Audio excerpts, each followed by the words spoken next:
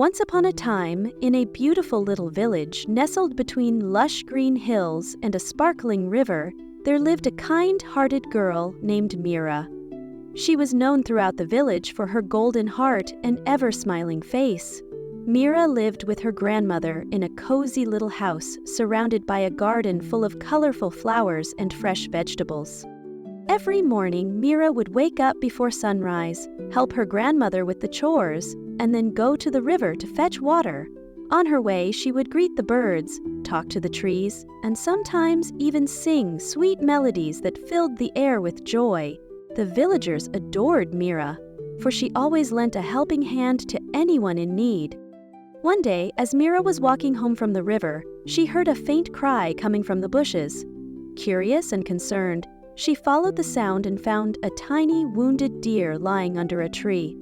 The poor creature had hurt its leg and was unable to walk. Mira's heart filled with compassion.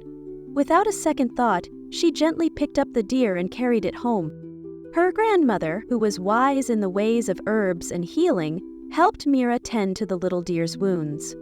Mira fed it fresh leaves and water, sang lullabies to comfort it, and cared for it with all her love. The little deer, whom she named Chintu, soon grew strong and healthy. However, Mira knew that wild animals belonged in the forest, and no matter how much she loved Chintu, she had to let him go. So, with a heavy heart, she took him back to the woods and set him free. The deer turned back, as if to thank her, and then disappeared into the trees. Days passed, and Mira often missed Chintu, but she knew she had done the right thing. Then, one evening, as Mira and her grandmother were sitting outside their home, something magical happened. Chintu returned, but he was not alone.